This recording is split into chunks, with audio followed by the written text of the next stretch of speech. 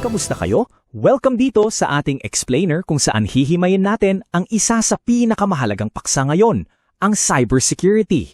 Kasi 'di ba, araw-araw tayong nakatutok sa internet, nagso-social media, nag-online banking, o kaya nagchichika sa mga kaibigan.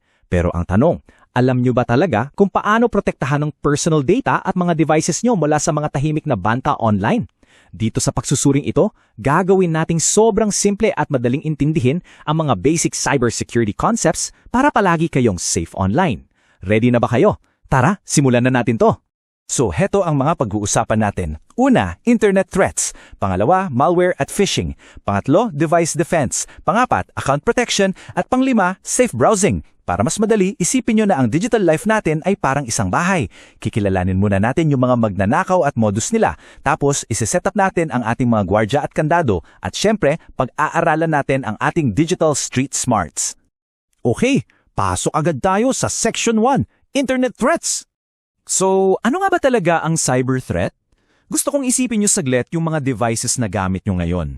Yung cellphone nyo, yung laptop nyo. Naisip nyo na ba kung anong klaseng totoong panganib ang nakaabang sa mga devices na yan tuwing nag-online kayo? Basically, ang cyber threat ay kahit anong panganib na pwedeng makasira o magnakaw ng impormasyon natin sa internet. Totoong nangyayari to sa buhay natin. Halimbawa, yung may hacker na palihim na sinusubukang pasukin ng Facebook mo o kaya naman ay yung mga nakakairitang scam messages na bigla na lang nagpapakita sa messenger or email mo. Sila yung mga tinatawag nating cyber threats. Ngayon, ang isang nakakagulat na punto dito ay kung paano talaga nila tayo niloloko. Dito pumapasok yung tinatawag na social engineering. Isipin nyo na lang na para silang mga budol-budol o con artists sa digital world.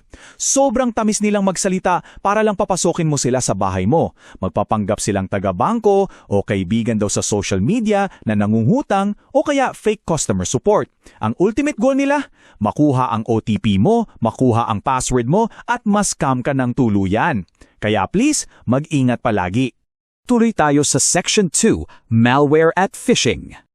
Unahin natin ang malware. Ito yung mga masasamang software na sadyang ginawa para sirain o kontrolin ang device mo. Ang tuso dito, palihim silang nakakapasok. Nag-download ka kunwari ng game sa internet, yun pala may nakatagong virus. O kaya yung mga nakakaengganyong pop-ups na nagsasabing, "Congratulations! Nanalo ka!" Nako, scam yan. Malware pala yan na gustong sumira sa phone mo. May 4 na klase ng malware na kailangan nating bantayan mula sa source natin. Una, yung virus. Kumakalat to kapag nagpasa ka ng infected na files o gumamit ka ng sirang USB flash drive. Pangalawa, yung worm. Nakakatakot to kasi kusang kumakalat sa network kahit wala kang ginagawa. Pangatlo, ang Trojan.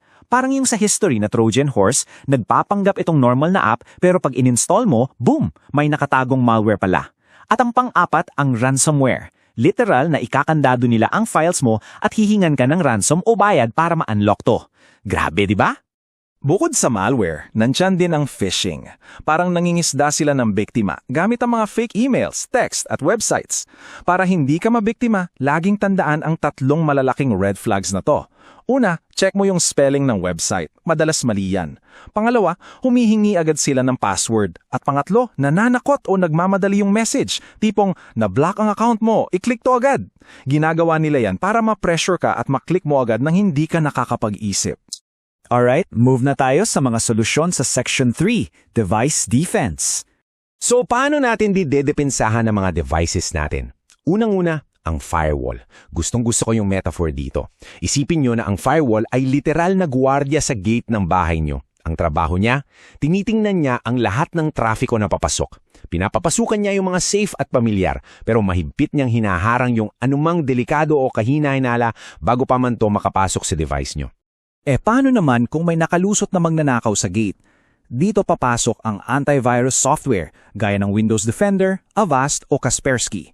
Sila naman yung parang internal security patrol sa loob mismo ng bahay natin. Ang ginagawa lang nila maghapon ay mag-scan ng files, mag-detect ng anumang nagtatanong virus at i-wipe out o tanggalin ang malware bago pa to makapanira. Next up, Section 4, Account Protection. Aminin ninyo, sino sa inyo ang gumagamit pa rin ng 123456 o password o birthday nyo mismo bilang password hanggang ngayon? Guys, kung ganyan ang password nyo, literal na pinagbubuksan nyo ng pinto ang mga hackers. Kayang-kayang hulaan yan in seconds. Kailangan nating gumamit ng malakas na password. Yung tipong may kombinasyon ng malalaking letra, maliliit na letra, numero, at mga special character. Pag ganito kahirap hulaan ang password mo, mas ligtas ang account mo. Kaya heto ang ilan sa mga krusyal na password tips na kailangan natin gawing habit. Number 1, huwag na huwag i-share ang password mo kahit kanino. Number 2, please lang gumamit ng magkakaibang password para sa iba't ibang accounts. Kasi isipin mo, kung iisa lang password mo tapos na-hack ang isa, edi nabuksan na nila lahat ng accounts mo. At number 3, ito ang sunod nating i-discuss at super highly recommended ko, ang paggamit ng two-factor authentication o 2FA. So, ano nga ba itong two-factor authentication na to? Ang 2FA ay isang extra layer of security bukod pa sa password mo. Ito yung ultimate deadbolt sa mga digital na pinto mo. Ang pinakamagandang benefit nito, mas nahihirapan ang mga hackers na pasukin ang account mo dahil kahit manakaw pa nila yung password mo, protektado ka pa rin. Paano ba to gumagana? Napakasimple lang gamitin pero sobrang epektibo. Step 1, magta-type ka ng password mo gaya ng nakasanayan. Step 2, hihingan ka ng one-time password o OTP code na ipapadala lang sa personal na cellphone o email mo. Ibig sabihin, kahit hawak ng hacker ang password mo, kung wala sa kanyang cellphone mo para kunin ang OTP, hindi pa rin siya makakapasok. Ganun siya ka-secure. Dito na tayo sa huling bahagi, Section 5, Safe Browsing. Pag-usapan natin saglit ang data privacy. Guys, may mga bagay na huwag ninyong ipopost online kung saan madali itong makita ng mga scammers. Huwag basta mag-upload ng pictures ng ATM cards nyo, ng mga ID cards, mga OTP codes, passwords at bank details. Huwag tayong careless kasi pag pinost nyo ang mga yan, parang namigay na rin kayo ng susi ng buhay nyo sa mga kawatan. Libreng informasyon yan para sa kanila. At para sa araw-araw nating pag-navigate sa internet, heto yung street smarts na dapat nating baunin, mga dapat gawin. Ugaliing mag-download lang sa mga trusted websites, laging i-update ang mga apps, at gumamit ng secure na Wi-Fi. Sa kabilang banda, ano yung mga dapat iwasan? Iwasan nyo ang paggamit ng pirated software, huwag kayong basta-basta magsasaksak ng mga unknown USB devices sa computer nyo, at lumayo kayo sa mga fake websites na napag-usapan natin kanina sa phishing. Bago tayo magtapos, i-wrap up lang natin kung bakit nga ba napaka-importante ng cybersecurity. Ginagawa natin lahat ng ito para protektahan ang ating personal info, maiwasan ang sakit sa ulo ng hacking at scam, mapanatiling ligtas ang ating mga accounts sa devices sa pang-araw-araw, at siyempre para maiwasan din natin ang pagkalat ng mga virus at malware sa ibang tao.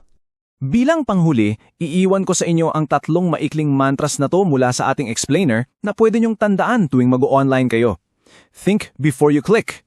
Protect your password. Stay safe online. So, may tanong ako sa inyo. Kung may susubok mang-hack ng accounts nyo mismo ngayong gabi, gaano kayo kasigurado na hindi sila makakapasok? Suriin nyo na ang inyong mga digital locks ngayon, bago pa maging huli ang lahat. Ingat lagi at stay safe online.